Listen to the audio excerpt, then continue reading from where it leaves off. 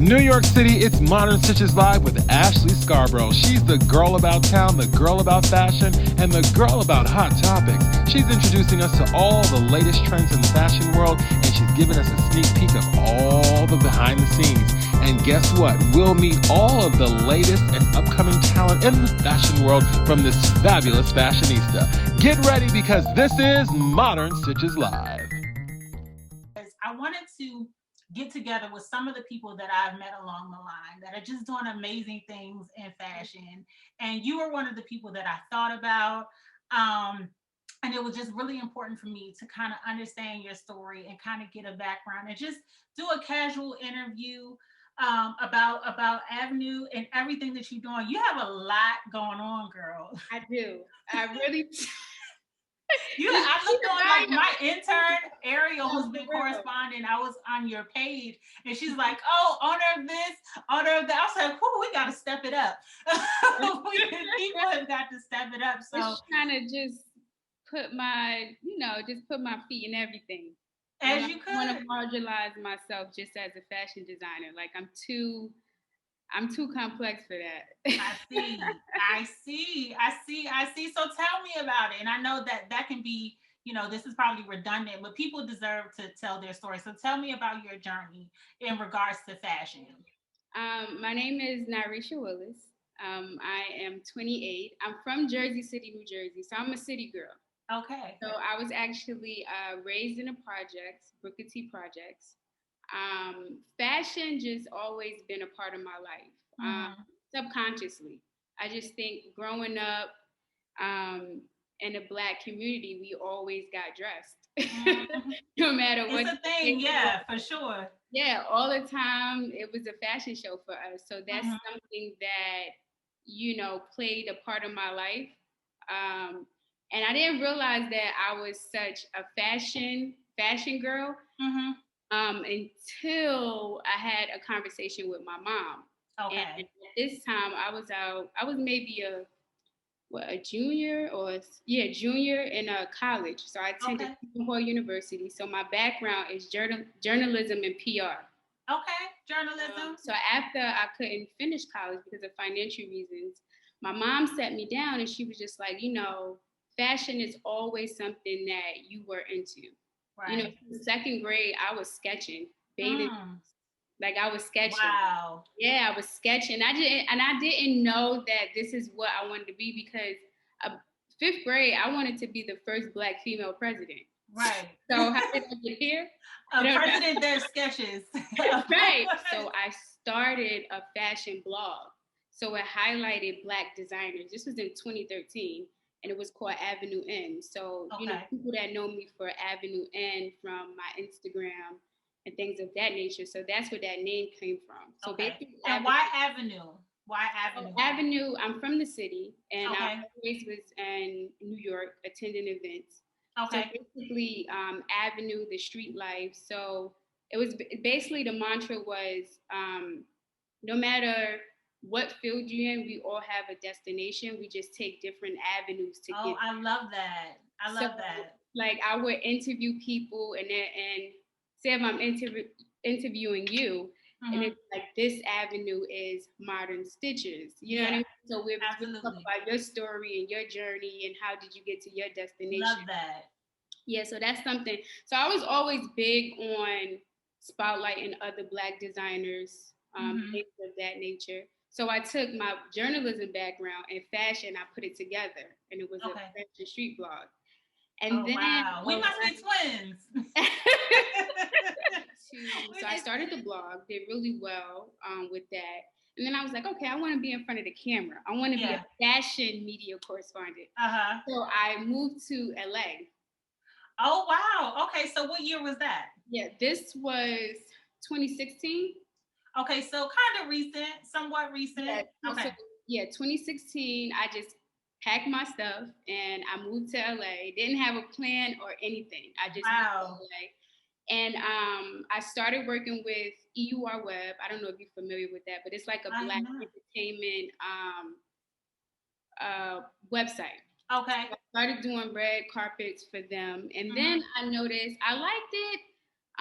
So I was using their platform to get content for Avenue N as well. Creative, very creative. So I had their mic, and then I had my mic that that said Avenue N TV on it. I was doing that as well. So this lasted for only 2016, or? Yep, only 2016, because I decided I did not want to be in front of the camera anymore.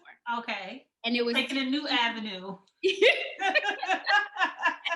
It was taking me away from the creative process as far as like sketching and designing clothes. So during that period, you know, I was still, you know, in LA, because I don't want everybody to think that, you know, I was just out there living lavish. No, I was doing hair because the grind. You were on the grind. Because I started doing hair when I was 9 years old, and so then I was braiding hair at 16 in the shop. So I took that and I, you know, brought it to LA, charged mad money. There you go. There you go. Mad money for that, and you know, you were sketching, braiding, doing hair. I mean, you're a whole adult before you're an adult. So I had to like hustle. LA is very expensive. Yes. Believe it or not, like it's a lot of smoke and mirrors there. I remember a time where I was like homeless in LA, and I had like my stuff in a bag, and I'm like crying hysterically, and I'm like, Dad, because I'm a daddy's girl. So I'm like, I'm coming home, and he was like, no, you're not. He supposed to tell me like, come home. Dad, giving the tough love. He said no. He was like, he sent me $1,000, and he told me to figure it out, and that's exactly what I did. I love that. I just figured it out. So the depression happened, you know, I'm calling one of my best friends. I'm telling her, like, I don't know what I'm supposed to do. You know, she like, you got to get outside. You got to let the sun hit you. You got to eat walnuts. So she's just telling me all these things. Holistic. Through this depression. And, you know, another conversation with my dad. And he was like, listen, when you come back, meaning after my break, of, you know, just a mental reset. When you come back, you have to find purpose and you have to finish. Right. That's how Black Vogue was birthed. Wow. I had that talk with my dad. And I remember in LA, I went to London 3 times. And I was going to London and Paris, and I was attending Fashion Week every year. And I said to myself, I was like, you know, I spent all this money to go over there and to attend these shows, but I don't see me on the runway. I don't see women that look like me. I'm not really embraced in this fashion culture. And so like I put that together, and then to talk with my dad with purpose, and Black Vogue was formed. So when I commenced Black Vogue, it was more for me. It was because, you know, growing up in the projects, you know, I always loved fashion, but I always was a creative as far as if I can't afford this, I'm going to make it. Right. You know what I mean? Or I'm always out. I was always cutting stuff up, stuff, because I always had a little frame, so it was easy for me to cut something up and tie something on. So I never could afford those designer pieces. So I always felt excluded, because when you think of fashion, you think of high end. You know, you just think of high end pieces. You just see the European version of fashion. You know what I mean? So it's like I always felt excluded. So I was like, this is something I'm doing, because my mantra is, what I always go by is create what you want to be a part of. That's exactly what I did. And I always had this mindset, even creating Avenue N. Like, okay, if I can't get into these spaces, or if this outlet don't let me interview for them, I'm going to create my own. Right. So that's what I did with Black Vogue. But to see the reaction that I got from it was crazy. I was like, oh no, this is bigger than me. Yeah. So when you say you created the Black Vogue movement, did it start with just a shirt, or how did that go? Yeah, so the shirts was only for something to be ornamental, so it could be tangible. Because I feel like with this generation, when you start a social justice movement, like, yeah, you can talk about it, we can have these conversations, but I wanted people to feel a part of it. So when you're wearing it, you representing the movement. You know, that's the reason why I made the shirts to go along with the movement, because it was always a movement, you know, and it just took its own life, and people was just saying Black Vogue brand. And if you went on the site, you could always see that it was a social justice movement that targets cultural appropriation in the industry. For sure. Yeah. So I really didn't know how much power that shirt held by putting Black in front of it. Yeah. But I did get I know, I was gonna ask, and you know, I see how powerful it was when it came to, you know, when the lawsuit came. So how I found out I was sued by Vogue, when I went on Instagram one day and I checked my DM, and it was a whole it was so many fashion blogs in my DM asking me for a quote. Oh my God. I'm just like, that's when you know. I was like, wait, what? And it's just say, owner, Black Vogue, Nareasha Willis gets sued. And I'm like, oh my God. So I'm just like, wait, you were probably so like lost. Yes. I'm like, what is going on? Because we had a conversation. So this is what people don't understand. So I was featured twice. And then I had a conversation with, I don't even know their names, but it was like the website editor and like an editor from Vogue. And we had a conversation, and it was basically saying that they want to support me, but they want to keep supporting me, but they can't because of Vogue. The name. Vogue, right? So they was like, you cannot use Black in front of Vogue. Since then, since you've gotten past that moment, you said you fought that for 2 years. Yeah, I fought that for 2 years. I fought it for 2 years, and I recently decided to just settle. As far as like not take, because I don't want anybody to think that I took anything from them or we made like a deal or something like that. So I was just like, in the pandemic, you have Floyd, Breonna Taylor, all of these Black lives being killed. At that point, I had to choose my sanity, and I had to choose my battle. That wasn't a battle for me to fight in that way. And you know what? It's something to be said about the fact that you were in depression and you birthed this. And while you may not necessarily see it as a way of, I guess, reaching others, you totally reached others, even in that small amount of time. You know what I mean? I know that before I even met you the first time, I saw the Black Vogue movement, and I was just like, I don't know what this is, but I want to be a part of it. Because, you know, as a Black girl, brown girls like ourselves, we're so passionate about fashion and, of course, journalism.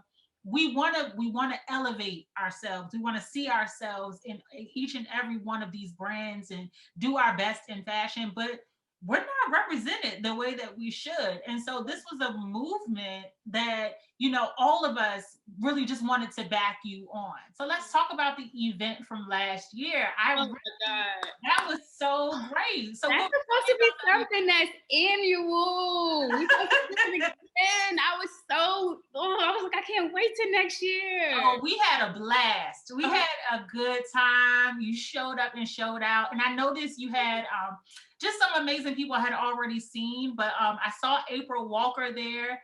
And I noticed also, she's so sweet, right? I met her my mentor. I was gonna ask you, I saw she had the Ghetto Until Proven Fashionable sweater on in the remix on Netflix. I saw that, Obsessed. So tell me about your relationship with her, and of course, your phrase Ghetto Until Proven Fashionable. Tell me about that. So April Walker, I actually met April Walker on a panel. She actually wanted me to be on a panel with her. Yeah, and I'm just like, I was like, wait, who, me? She was like, yes, you. So we was at Brooklyn Hip Hop Festival.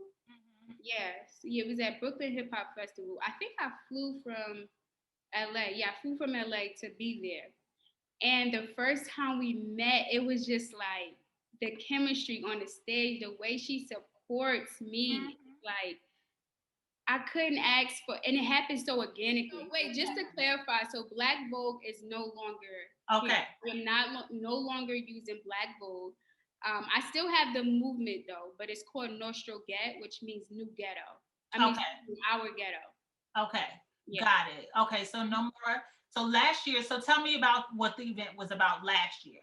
Okay, so last year, like I love doing events. I love meeting my customers, supporters, in person. And I think creating that experience where we all just like come together and show up, because New York Fashion Week, you know, it's really girls out there, and I used to be one of them, where New York Fashion Week come along, you're not invited to the shows.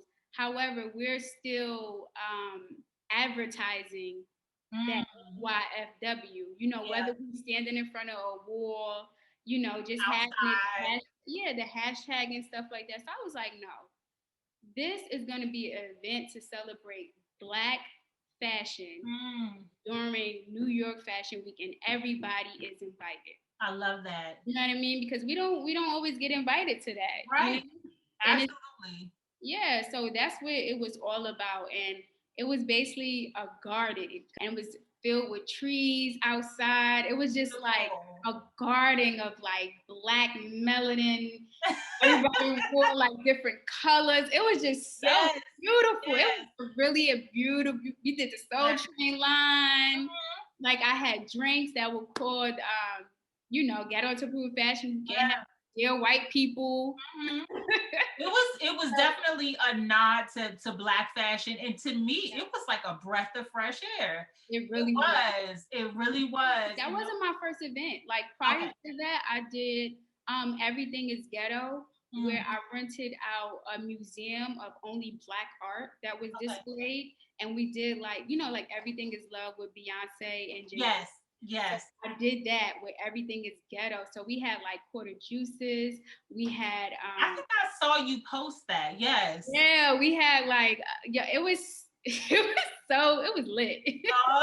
It was lit. Everybody had like, you know, like look, what was deemed ghetto came with their long braids, colored hair. Like it was just, I don't know, when I do those events, I want people to feel free and just let them be themselves, you know? In regards to, you know, you use the word ghetto and you have these events. Are you ever afraid about mainstream deeming this the stereotype of Black fashion? You know, because a lot of the time, you know what I mean? Because when you say the word ghetto, people feel like it's non-existent or it's not important. Do you fear any of the stereotypical, I guess, feedback? No, because it's already there. You know what I'm saying? I can't convince a group of people to think otherwise. You know what I mean? So when I use the word ghetto, I'm not calling myself ghetto. I'm not calling my people ghetto. It's a political statement saying that I am from the ghetto, but Black and ghetto is not synonymous. That's not the same thing. And this is why I use the term ghetto to prove fashionable and put ghettos on the shirts. But believe it, no, this is not me calling my people ghetto. I am not ghetto. Right. No. I'm from ghetto, but she's not ghetto. She's not ghetto. She's not ghetto. So to explain ghetto until proven fashionable, how did that make it onto a shirt? Okay, so ghetto to proven fashionable. So I told you that I was braiding hair. So around 2016, I was using it as a hashtag. So the braiding page that I had in LA is now North Shore Get. Okay. So that is that page. Okay. Got it. No, I got it. Yeah, I've seen it. I was using that hashtag to describe what I was doing, because at the time I was doing the faux locks. That's when the faux locks came out and everybody started wearing them, the box braids. I was doing color weaves and people hair and stuff like that. So I was using it as a hashtag, and I also was creative directing. So I was using it, ghetto into prove fashionable. Okay. So when 2017 came, Trayvon Martin, I put it on a hoodie specifically for that incident that happened, because when we wear a hoodie, it's deemed ghetto. And wearing a hoodie cost somebody their life. You know what I mean? Of course, with the race so powerful things and stuff too. But I intentionally did it on a hoodie because hoodie comes with a bad representation, which I don't understand. You know what I mean? Absolutely. So I did it because of that incident. I decided to put it on a hoodie. Wow, that is a very powerful statement. And it's powerful because I have two brothers. I'm closer to my brother on my mom's side, which he is like my heart. Mm-hmm. And my brother's about maybe like 6'1". Right now he's 19, so he's 6'1". He always been tall. He's sturdy, and he always wearing a hoodie. And he always put the hood on his head. And I always have to have this talk with him, like when you walking outside, please take your hood off. Right. You know, just because mistaken identity, just a lot come with it. And it's sad that I have to have that conversation with my brother. So that could have been my brother, right. You know? So that's something that should affect all of us. Right. So that was my way of, you know, bringing attention to that situation as well, you know, doing specifically on a hoodie. That is, when I said that is so powerful, because we have to have that conversation. We as Black women, even if we don't have children, we have brothers, we have uncles, you know, from just a small child up, we have to have these conversations just for us to leave the house and just for you to create some sort of message, a small message at that. It just kind of, you might be the one of those people that really are good at creating messages politically, you know, because and it comes organically to me. Like it comes really organically. Like even can't have the culture without the struggle. Mm-hmm. Black before it was fashionable. What's my other ones? There's a fruit up there too. But and it comes from reflecting the times. You know what I mean? I'm not just like, oh, let me just put this on a shirt. Yeah. No, something significant has to happen for me to do that. You know what I mean? Right. Because it was even a point where the lawsuit was going on. I took a break from everything. Like I stopped selling the shirts, the hoodies, everything. Like I really had to regroup mentally from that. Mm-hmm. And it wasn't until Breonna Taylor and George Floyd, you know, got murdered that I bought the shirts back. And I wasn't going to bring it back. But when I saw people like in the streets with my shirt on, protesting, it was so worth it. I'm like, this is the purpose of why I created this. You know, this is another tool that people are using. This is giving people voices, you know? So that's when, you know, I start reselling them again, but I did donate proceeds, you know, to protesters and stuff like that. Yeah, because I believe fashion is political. No matter what people say, if you really understand fashion, you know that it's political. It creates social class. You know what I mean? What you wear matters. True. You know, it comes with stereotypes. All of this, it's very political. You know, and so it's a hierarchy for sure. Right, and so like I can't say I'm not into politics because obviously my statements are political. But I still have a lot to learn. Yeah. You know, and I feel like as a fashion activist, you have to remain a student. You talked about how political, and this is a truly a really good moment because I don't think I've spoken to anybody else about this. You talked about how political fashion can be, which I do agree with. I guess talk about the ways that you feel that the industry can be very political in regards to, I guess, like, you know, what you wear, what you look like, you know, we're brown girls, the color of your skin, like those types of things. How have you seen the industry be political from your standpoint? Political in an aspect of what? Like more so like of division and diversity? For sure. Culture appropriation. We see it all the time. Instead of you using a woman who have beautiful locks, you rather put a wig on a white lady to wear locks.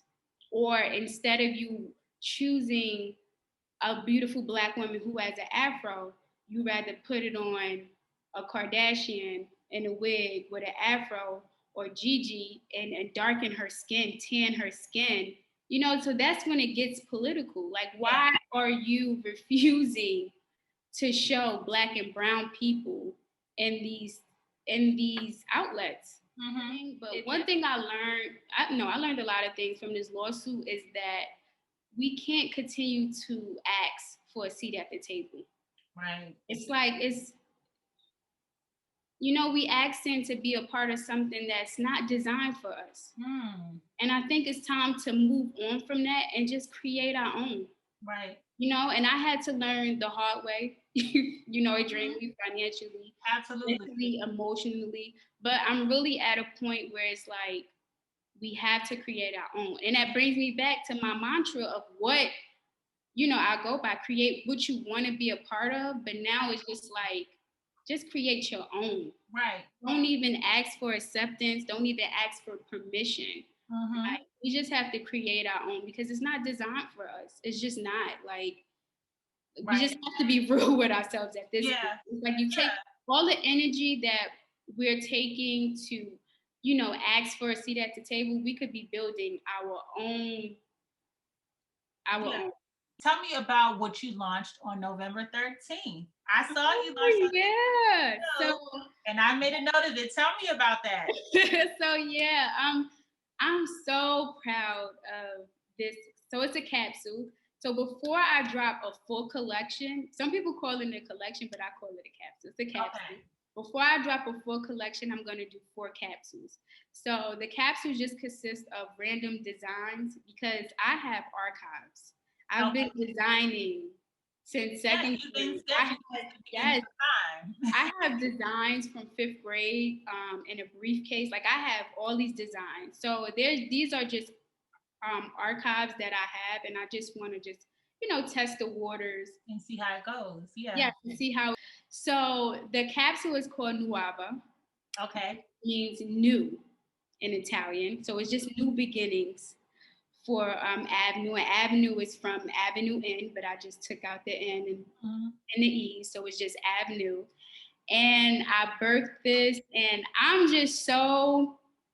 proud of myself because I did not let what I've been through stop me from being a creative. And with this campaign, I did not settle at all. I didn't settle with models, location. Even when the first location we had was actually smaller. Yeah. And when I couldn't get that, I went bigger. Yes. I went bigger. Like, I'm just so happy I didn't settle. And that's what it's about. When you have a vision about something, do not settle. That's right. Yeah. So I did these pieces, all Black. Which is symbolic because the focal point is Black, is Blackness. And with the items, I think people will appreciate it more when they get to touch it. The quality of the clothes, and I'm so meticulous on details that it's going to be little things that they will see and it'll be like, wow. And I wanted to make real quality pieces because growing up, I was that girl that loved tailored pieces, but I couldn't afford it. So I wanted to make a affordable street luxury brand. Love that. Yeah. So I can see the excitement. Yeah, so I'm super excited. And the thing is, it's like, to me, this is not even like the tip of it, of what I want to do. I feel like I had to do something just a little light to warm my audience up because I don't want to forget about the people that were supporting me, from the beginning. So I still have the Ghetto into Proven Fashionable. I made it a collection. So you still have all the shirts on there. You still have the hoodie, things of that. But I love luxury brands, quality brands. So tell me, who's it for? Like, so what are the sizes? Tell me exactly. Oh, baby, we got extra small to 3X. I got it for my petite girls like me, and then the girls that have more to love. That's right. Yeah, so I have it all sizes because my mom and grandma, these are shapely women. Like my mom is 5'9", huge butt. So I had to make pieces for everybody. And you can't be a black business and talk about you have to be inclusive and only make certain sizes. That's exactly what we need. I want all women to feel so good when they wear my pieces, whether you petite like me or whether you have more hips and curves. But I just can't wait. I'm definitely doing a shoot with all plus size women. Like, we got to shut it down. So we have our first capsule. It's 1 of 4. Yes. When is the release of the following 3? I don't have a date. Okay. I don't have dates for that, but I do have like my, my designs. Yeah, your timeline. Yeah, my designs group for it.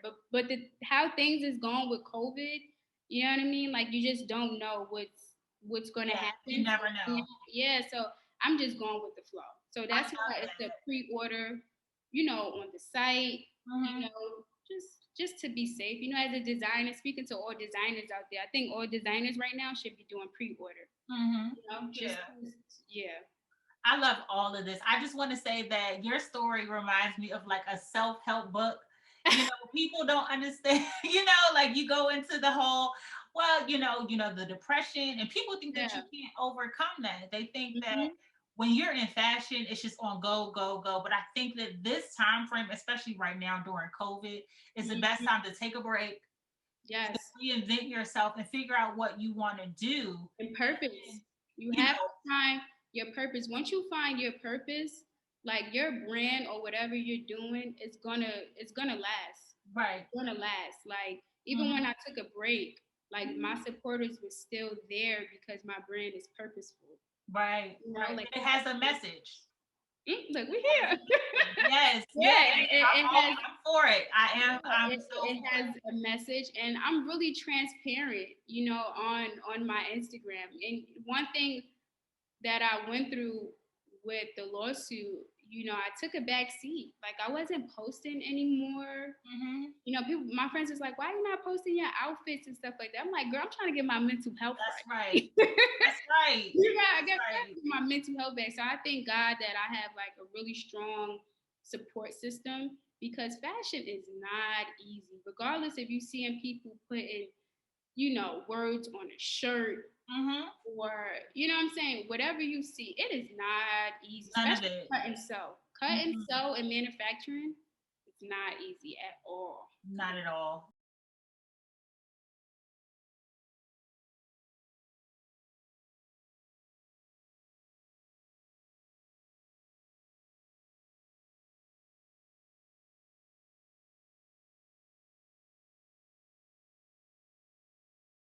All right, darling. Thank you so much. I'll talk to you later. Next week on Modern Stiches Live, we'll have Fumi Ford. She's a content curator and a supermom. You are not going to want to miss this. Stay tuned.